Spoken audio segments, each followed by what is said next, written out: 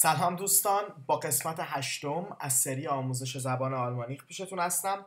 امروز میخوایم یه قسمت بسیار مهم از یادگیری هر زبان رو با هم دیگه بررسی کنیم که جمع‌بندی کلمات در اون زبانه. اگه یادتون باشه تو قسمتی که آرتیکل ها رو یاد گرفتیم با آرتیکل های مفرد در زبان آلمانی آشنا شدیم که دردی و داس بودن. امروز آرتیکل جمع رو در زبان آلمانی یاد میگیریم و جمع‌بندی کلمات رو در زبان آلمانی. آرتیکل جمع در زبان آلمانی در حالت نومیناتیو همیشه دی هست، ولی لطفاً اشتباه نکنید که تمام اسامی جمع در زبان آلمانی مؤنث هستن. این فقط یه چیزیه که باید بهش عادت بکنید. قبل از اینکه وارد بحث بشیم دوست دارم این مثال کوچیک براتون بزنم.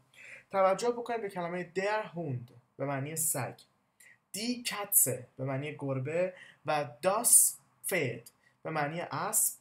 اینا حالت مفرد سه حرف سگ، گربه و اسب هستن، ولی وقتی من اینها رو جمع میبندم آرتیکل همه اینا دی میشه.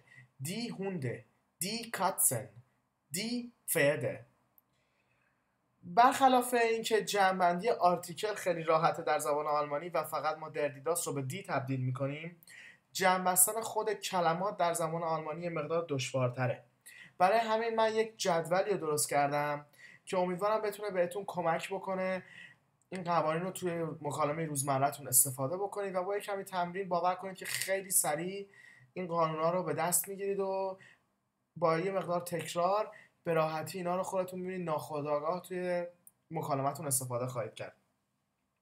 در قسمت چپ جدول ما سه دسته وایبلیک، مندلیک و نویترال رو داریم و در قسمت راست من جدول رو به دو دسته تقسیم کردم، به دسته سینگولار یا مفرد و پلورال یا جمع. چیزی که اینجا مهم براتون اینه که ما بر اساس دو نشانه خیلی مهم، بر اساس حرف یا قسمت آخر کلمه و جنسیت اون اسم میخوایم جمع بستن اونا رو بررسی کنیم. اول از همه میخوام راجع به گروهی صحبت بکنم که به نیس و این ختم میشن. همونجوری که نگاه میکنید میبینید که من فقط دو فلش از وایبلیک و نویترال به نیس و این کشیدم، به خاطر اینکه تمام کلمات که به نیس ختم میشن خنثا و تمام کلمات که به این ختم میشن مؤنث هستن.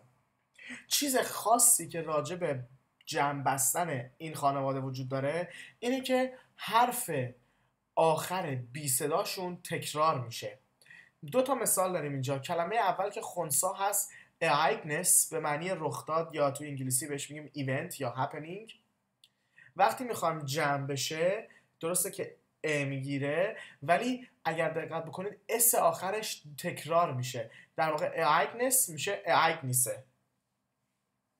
یا کلمه لغاقین به معنی خانم معلم، وقتی که میخواد جمع بشه خارج از اینکه این ای ان میگیره اون ان آخرش تکرار میشه، لغاقینن، خانم معلم ها. خب قسمت بعدی از کلمات که میخوایم راجع بهش صحبت بکنیم و مقدار زیادی از تمام کلمات رو در زبان آلمانی فرا میگیره، کلماتی هستن که به حروف بی صدا ختم میشن. ما این کلماتی که به حروف بی صدا ختم میشن رو به چند دسته تقسیم کردیم. اولین دسته‌ای که میخوایم راجع بهش صحبت بکنیم دسته‌ای که بین وایبلیک، مندلیک و نویترال مشترکه. خیلی از کلمات مؤنثی که به یک حروف بی صدا ختم میشن موقع جمع کردن شما فقط یه ای بهشون میدید.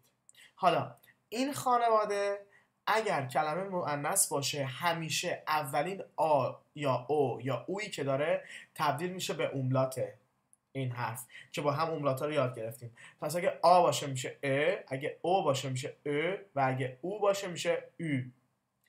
اگر مذکر باشه نه همیشه ولی اکثرا این اتفاق میفته. من 3 تا مثال براتون زدم اینجا که مقدار راحت باشید. 2 مثال اول ما این اتفاق در مورد اوملاتاشون میفته. کلمه اول گاو رو در نظر بگیرید یا دی کو. کو موقعی که میخواد جمع میشه خب همونطور که گفتیم یک ا میگیره در آخر و همینطور اولین اوش به اوملات او تغییر میکنه، پس دی کو میشه دی کوه. کلمه دوم در بال یا توپ هست. میبینید که به علاوه اینکه ا میگیره در انتها آ به اوملات آ تبدیل میشه، پس در بال میشه دی بله. و یه کلمه که اوملاتی درش نیست در شتیفت، وقتی که میگیره به راحتی فقط یه ا در آخرش میگیره، دی شتیفته. خانواده بعدیش که میخوایم صحبت بکنیم کلماتی هستن که به آ، ای، او و او ختم میشن. همینطور در مورد کلماتی که از زبان انگلیسی آداپته شدن در زبان آلمانی و اکرونیم ها و یا کلماتی که مختصر شدن. اینها باز هم بین خانواده ویبلیک، منلیک و نویتخال مشترک هستند و به راحتی جمع بستن اینا فقط یک اس به آخر کلمه اضافه میکنید. خب حالا میخوایم راجع به یه گروه دیگه از کلمات که به حروف بی صدا ختم میشن صحبت بکنیم و مهمتر از اون میخوایم در مورد کلماتی صحبت بکنیم که در آخر به ا ختم میشن. این گروه از کلمات تقریبا هیچ وقت حرف صدادار آ، او و اوشون به اوملات تغییر نمیکنه و برای جمع بستن اونها به آخر اونها ان اضافه میکنیم و یا اگر خودشون ا دارن به آخرشون فقط یک ان اضافه میکنیم. مثالی که من براتون اول زدم دی کاتسه، دی کاتسن. خب کلمه بعدی که میخوایم راجعش صحبت بکنیم باز هم به حروف بی صدا ختم میشن، ولی توجه داشته باشید که این مثال ما فقط در مورد حروف اسامی منلیک و نویتخال درسته که با اضافه کردن ار به اونها به آخر اونها اینا رو جمع میبندیم و اکثرا هم حروف استرادار اول اونها به اوملات تغییر میکنه. مثالی که ما اینجا داریم کلمه مان هست، درمان به معنی مرد که جمع اونها میشه دی منا. یه چیزی که من میخوام خیلی دقت بکنید اینه که همونطوری که میبینید ار در آخر کلمه در زبان آلمانی ار تلفظ نمیشه و بیشتر آ تلفظ میشه. پس نه منر، بیشتر تلفظ بکنید منا. گروه دیگه از کلمات که خیلی مهمه یاد بگیریم و فقط هم باز به خانواده مذکر و نویتخال برمیگرده کلماتی هستن که به ار، ان، ال، کن و لاین ختم میشن که اکثر اوقات باز حروف استعدادی اول آ او اوشون به اوملات تغییر میکنه.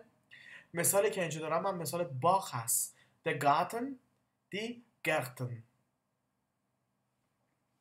من میدونم که اینا اطلاعات زیادی بود الان شما بگیرید و شاید ما مثال کم زده باشیم.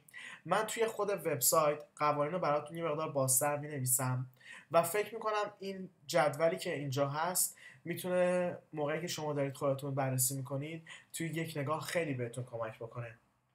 حقیقتش روش باهوش یادگیری جمع کلمات در ابتدا اینه که هر کلمه‌ای که یاد میگیرید آرتیکلش که یاد میگیرید جمعش هم یاد بگیرید. ولی حالا برای اونایی که دوست دارن بدونن چرا اینجوری جمع میشه در زبان آلمانی و یا خب یه مقداری جلوتر رفتن و نمیخوان هر کلمه رو اینطوری یاد بگیرن و با استفاده از یک قانون میتونن جمع بستن کلمات بیشتری یاد بگیرن، من فکر میکنم این جدول خیلی میتونه کمک بکنه. امیدوارم که براتون مفید بوده باشه این درس و تا برنامه بعدی خدا نگهدار.